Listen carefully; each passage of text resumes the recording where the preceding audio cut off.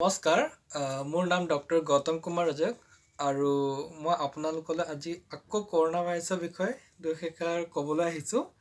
চ' আজি মোৰ টপিক হ'ল myth versus fact of corona virus. So' মই লাষ্ট ভিডিঅ'টোত হয়তো কিছুমান ইনফৰমেশ্যন মোৰ দিবলৈ থাকি গৈছিল কৰোণা ভাইৰাছৰ বিষয়ে। চ' আজি মই একেবাৰে এই ভিডিঅ'টো ছুটিকৈ বনাইছোঁ যাতে আপোনাক মই আজি 5টা পইণ্টতে এই ভাইৰাছৰ বিষয়ে আমাক যি জানিবলগীয়া কথা এক্সপ্লেইন কৰি দিম। কিউকি এই ভাইৰাছক লৈ কিনে আমি আজিকালি দেখা পাইছোঁ যে বহুত ধৰণৰ কথা শুনিছোঁ, নিউজত বহুত ধৰণৰ বস্তু দেখিব পাইছে ভাইৰাছৰ বিষয়ে, বহুত মানুহ মৰিছে। তো সেইবোৰ লৈ আতংকিত হোৱা একো প্ৰয়োজন নাই আৰু চব খবৰ আমি বিশ্বাসো কৰিব নালাগে। চ' বিং এ ডক্টৰ মই আপোনাক ফেক্টছ কিছুমান লৈ আহিছোঁ আৰু এই ফেক্টছকেইটা মই আপোনাক 5টা পইণ্টত ডিভাইড কৰিছোঁ 5 পইণ্টছ। চ' প্ৰথম পইণ্ট, চ' কেইদিনমান আগতে আমি টিভিটো শুনা পাইছোঁ বা ইউটিউবতো আপোনালোকে দেখা পাইছে যে এই কৰোণা ভাইৰাছ আমাৰ বতাহৰ দ্বাৰা বিয়পিছে। চ' ই চব মানুহলৈ বতাহৰ দ্বাৰা বিয়পি পৰিব বা চাইনাত তেনেকৈ বতাহত ভাইৰাছটো আহি গৈছে, চব মানুহ ইনফেক্টেড হৈ আছে চীনৰ উহান প্ৰান্তত। ধৰি লওক এনেকুৱা নিউজ হয়তো আমি শুনিব পাইছোঁ এই হয়তো যোৱাকালি পৰহি সেনেকুৱা। চ' মই ক'ব বিচাৰোঁ যে এয়া সত্য নহয়। চ' এই ভাইৰাছ সেনেকৈ বতাহত যি ধৰণে কোৱা হৈছে সেনেকৈ নিবিয়পে। যদি আমি হাঁচিয়াওঁ বা কাহোঁ তেতিয়া এইবিধ ভাইৰাছ আমাৰ বতাহত আহে, কিন্তু এইবিধ ভাইৰাছ বতাহত বেছি সময় নাথাকে। যদি কোনোবা হাঁচিয়ালে বা কাহিলে যদি সেই মানুহজনৰ ওচৰত অন্য কোনোবা এজন মানুহ যদি থিয় থাকে, ধৰি লওক তাৰ 4 বা 5 ফিটৰ ওচৰত থিয় থাকে, তেতিয়া ভাইৰাছে সেই অন্য মানুহজনক ইনফেক্ট কৰিব পাৰে। যদি এই কৰোণা ভাইৰাছ দ্বাৰা ইনফেক্টেড যদি কোনোবা মানুহে যদি হাঁচিয়াই বা কাহিলে এই ভাইৰাছ গৈ মেলি আপোনাৰ এই নিতৌ দূৰত ধৰি লওক 100 মিটাৰ, 50 মিটাৰ, 10 মিটাৰ দূৰত থকা মানুহক গৈ ইনফেক্ট কৰিব নোৱাৰে। চ' যেতিয়া মানুহ এটা কাহিলে বা হাঁচিয়ালে তাৰ ওচৰত যদি আমি থাকোঁ, তেতিয়া এইবিধ ভাইৰাছ সেই মানুহজনৰ উশাহৰ দ্বাৰা ভিতৰত গৈ কিনে তেতিয়া ইনফেক্ট কৰিব পাৰে অন্যক। চ' এয়া প্ৰথম পইণ্ট হ'ল। চ' এয়া একো ভয়ৰ কাৰণ নহয়। চ' এইবোৰ বাতৰিত বিশ্বাস নকৰিব। আৰু এটা দ্বিতীয় কথা মই শুনিব পাইছোঁ যে চাইনা পৰা অহা বস্তু আমি যদি চুওঁ তেনেহ'লে আমাৰ ধৰি লওক কৰোণা ভাইৰাছ ইনফেকশ্যন আমাৰ হাতত আহি যাব। চ' এয়া সত্য নহয়। কিয়কি ধৰি লওক ভাইৰাছ এনেকুৱা এবিধ বস্তু যিটো কাৰণে আমাৰ যিটো কাৰণে আমাৰ গাত ই ফুল ইনভাইৰমেণ্ট এটা পায় জীয়াই থাকিবলৈ। চ' যদি ই ভাইৰাছটো যদি আমাৰ গা বাহিৰত ওলাই আহে তেনেহ'লে বেছি সময় জীয়াই নাথাকে।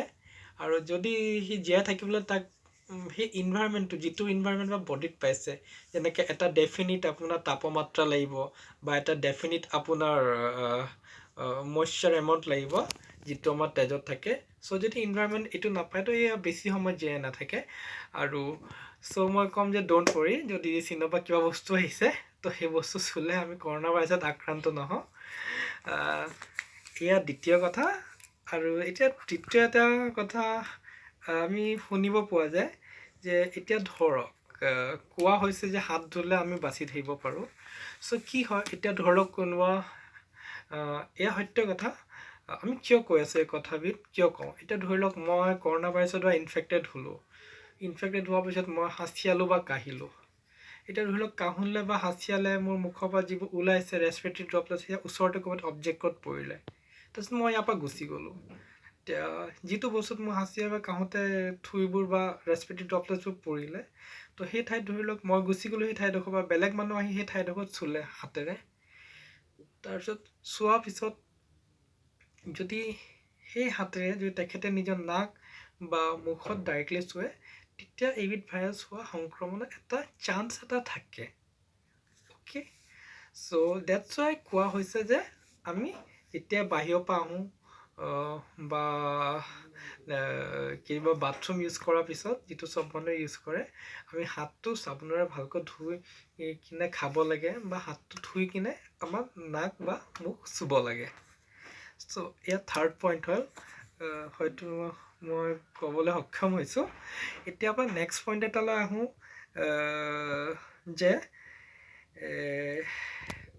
এতিয়া আমি জানিব পাৰিছোঁ যে এই ভাইৰাছটো প্ৰাইমেৰিলি আপোনাৰ জন্তুৰ মানে একচুৱেলি এই ভাইৰাছে বেমাৰ কৰে, জন্তুক বেমাৰ কৰে, কিন্তু কোনবিধ জন্তুক কৰে এইটো আমি এতিয়াও চিয়'ৰ হ'ব পৰা নাই। চ' আমাক সেইটোক লৈ আতংকিত হোৱা একো প্ৰয়োজন নাই। এতিয়া ধৰি লওক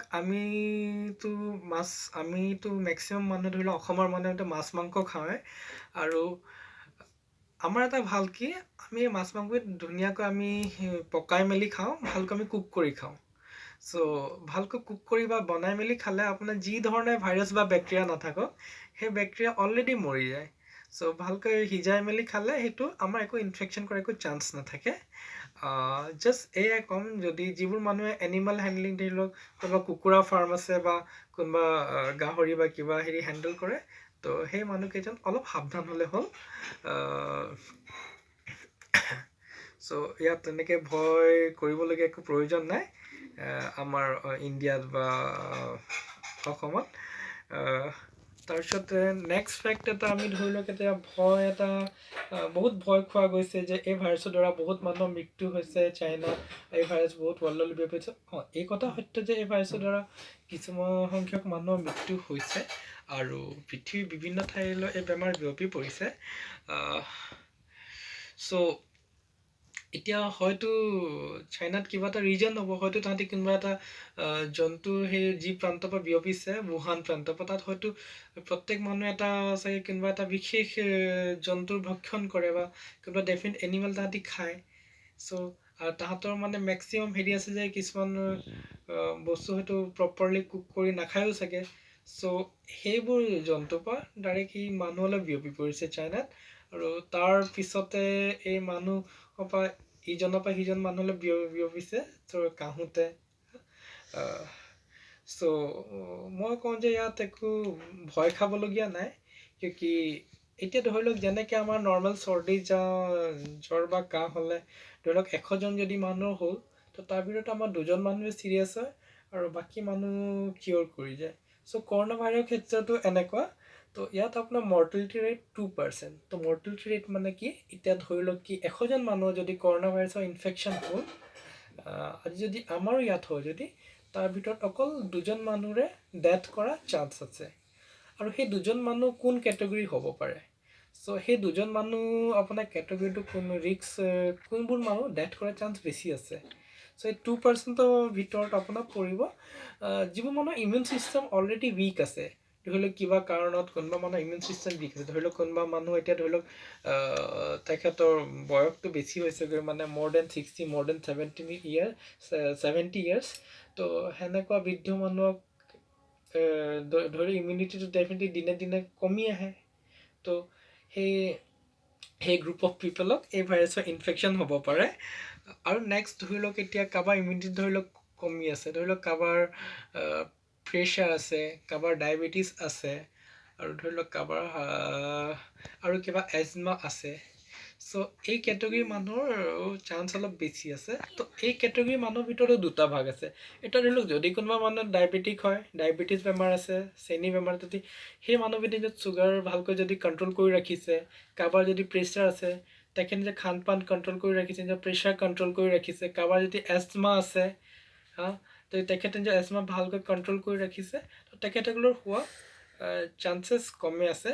কিন্তু যদি কোনোবা মানুহ নিজৰ চুগাৰ কণ্ট্ৰল কৰি ৰখা নাই, তেখেত যদি ডায়েবেটিক হয়, যদি কোনোবা মানুহৰ এজমা আছে, তেখেতে যে ভালকৈ যত্ন লোৱা নাই, যদি কাৰোবাৰ প্ৰেছাৰ আছে তেখেতে যদি ভালকৈ কণ্ট্ৰল কৰি ৰখা নাই, তো এইবিধ মানুহ হোৱা চান্সেছ বেছি পায়।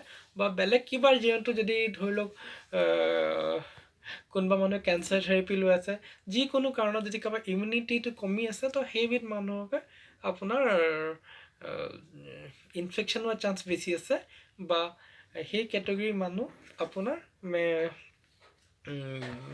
বেছি চিৰিয়াছ হোৱা চান্স থাকে কৰোণা ভাইৰাছ ইনফেকশ্যন হ'লে। চ' ই নৰ্মেল সাধাৰণ চৰ্দি জ্বৰ নিচিনাই হয়। তো এইটো ইনফেকশ্যন হ'লে আমি maximum most of the cases মানে মেক্সিমাম মানুহ আমি ৰিকভাৰ কৰি যাম।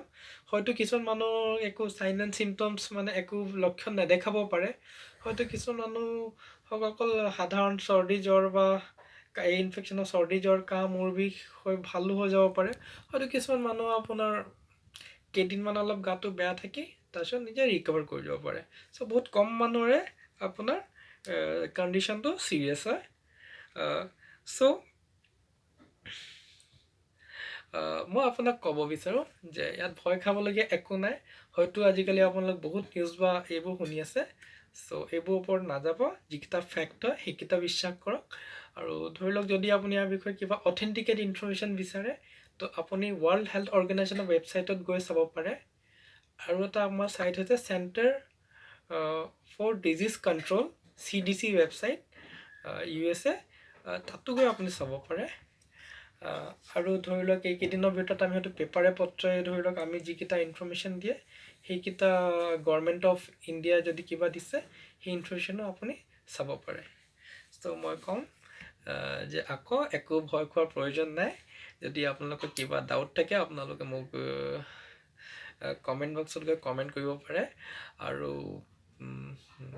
যদি আপোনালোক মোৰ ভিডিঅ' ভাল লাগিলে আৰু আপুনি ভাবে যে মই নেক্সট টাইম আপোনালোকৰ কাৰণে ভিডিঅ' বনাওঁ তো কাইণ্ডলি মোক ছাপোৰ্ট কৰক kindly subscribe doctor Gautam Kumar Rajak and like my video' and kindly আপুনিও মোৰ ভিডিঅ'টো চাওক আৰু নিজৰ লগৰবোৰকো দেখাওক আৰু ইয়াৰ বাহিৰেও মই ভিডিঅ' বনাইছোঁ হাইপাৰ টেনশ্যনৰ ওপৰত মিনছ প্ৰেছাৰ হাই প্ৰেছাৰ আৰু ডায়েবেটিছৰ ওপৰত বনাইছোঁ সেই ভিডিঅ' কেইখনো আপুনি চাব পাৰে আৰু তাৰপৰা আপোনাৰ বেনিফিট হ'ব ধন্যবাদ থেংক ইউ